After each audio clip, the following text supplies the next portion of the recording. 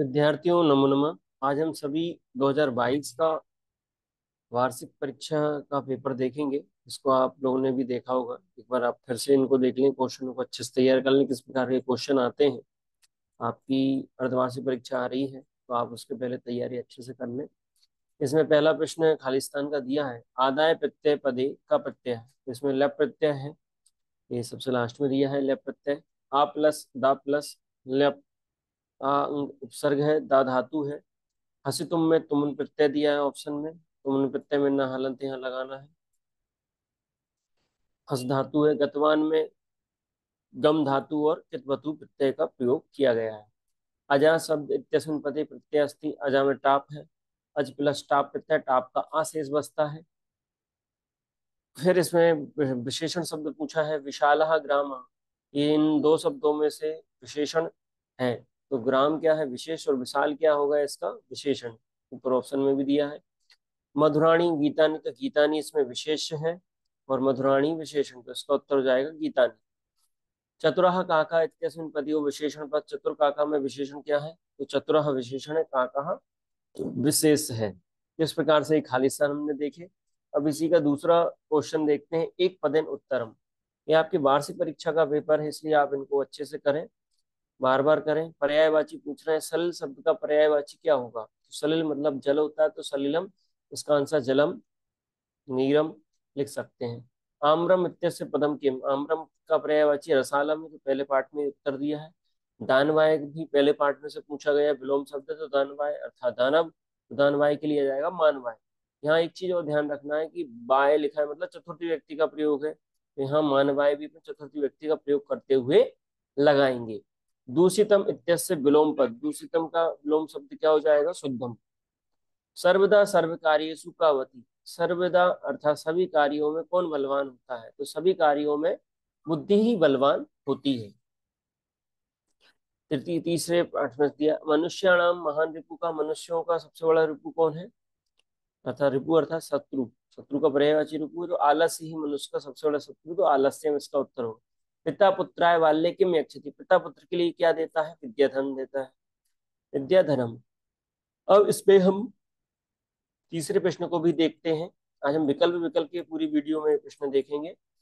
पहला, फलानी इत्यस्मिन् पदे का प्रत्यय, फलानी में वचन पूछा गया है, तो एक वचनम द्विवचनम बहुवचनम, तो इसका उत्तर जाएगा बहुवचनम। फलम फले फलानी, फलम फले फलानी, तो बहुवचन इसका उत्तर है। दूसरा पूछा गया है, ग्रहात इत्यस्मिन् पदे विभक्ति अस्ति, ग्रहात शब्द में कौन सी व्यक्ति है, तो पंचमी व्यक्ति है, रामात बालकात, इस प्रकार से रूप चलते हैं। राज्ञ इत्यस्य पदे कहा विभक्ति, तो राज्ञ शब्द में चतुर्थी एक वचन का रूप है, राजन इसका मूल शब्द है, राजन की रूप भी आप अच्छे से याद कर लीजिए। बालकम इत्यस्मिन् पदे का व्यक्ति द्वितीय व्यक्ति का एक वचन है। प्रयत्न इत्यस्मिन् पदे उपसर्ग, तो प्रयत्न में देखो प्रा दिख रहा है, यत्न दिख रहा है, लेकिन इसमें उपसर्ग सही क्या है, प्रा, दूसरे नंबर का ऑप्शन सही हो जाएगा। इसके बाद अगला क्वेश्चन देखते हैं अपन।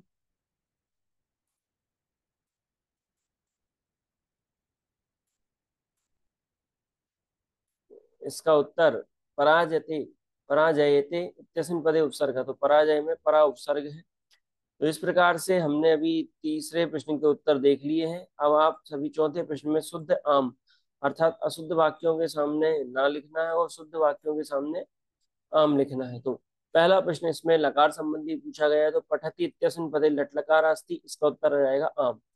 आप पठताम, ये लंग लकार का सूचक है, लेकिन इसमें पूछा जा रहा है एक वचन, तो इसमें एक वचन नहीं है, इसमें द्विवचन का प्रयोग किया है, प्रथम पुरुष का द्विवचन इसमें लगेगा।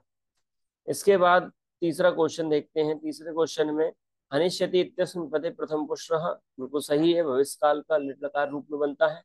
हताम, हन धातु के रूप में इत्यस्मिन् पदे लिट लकार नहीं, इसमें लिट लकार नहीं है, इसमें आपका लोट लकार का रूप है, हंतु हताम बनता है। कच्छपः शनैः शनैः चलति इत्यस्य वाक्ये अव्ययम न अस्ति, इसमें अव्यय, इत्यस्य वाक्य में अव्यय न अर्थात नहीं है,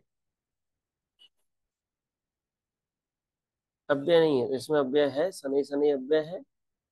पिता विद्या माता एव रक्षति इत्यस्य वाक्य एव, तो इसका उत्तर क्या हो जाएगा, एव अव्यय है, आम हो जाएगा इसका उत्तर। इसमें अव्ययम न अस्ति मतलब नहीं है, इसमें उत्तर आ जाएगा ना। तो इस प्रकार से चौथा प्रश्न हमारा पूरा हुआ। अब सही जोड़ियों पर हम आ जाते हैं। ये 2022 का प्रश्न पत्र है, इसको आप अच्छे से देख लें। अनुरूपम, ये पिछली साल भी पूछा गया था, 2024 के पेपर में भी आया था। तो इसमें अनुरूपम में अव्ययभाव समास है, अगर विग्रह आता है तो रूपस से योग्यम बनेगा। तो अव्ययभाव समास इसमें आ जाएगा।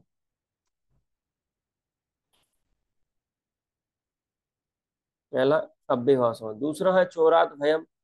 पिछले साल भी इस प्रश्न को पूछा गया था, उसमें विग्रह नहीं दिया गया था, चोर भयम लिखा था और तत्पुरुष समास दिया था। तो इसमें पंचमी तत्पुरुष समास है। तो 2022 में भी ये प्रश्न आया था और 2024 में भी ये प्रश्न आया है। पंचवटी, इसमें त्रिभुवन आया था पिछली वर्ष। और तो पंचवटी में कौन सा समास हो जाएगा? द्विगु समास हो जाएगा। 3 नंबर पर द्विगु समास आएगा। तो 3 संबंधी आपके हो गए समास संबंधी। अब सज्जन का सद्धि विच्छेद सज्जन दिख ही रहा है। सबसे पहले आप प्रश्न में सही जोड़ियां बना रहे हैं तो सब मिलते जुलते सब देख लीजिए कौन कौन से मिल रहे हैं, तो आसान होगा आपको बनाने में सही जोड़ियां। मनोरथा, विसर्ग संधि मनहा प्लस रथा, मनोरथा बनता है। गण प्लस ईसा गणेशा बनता है, ये गुण संधि का उदाहरण है।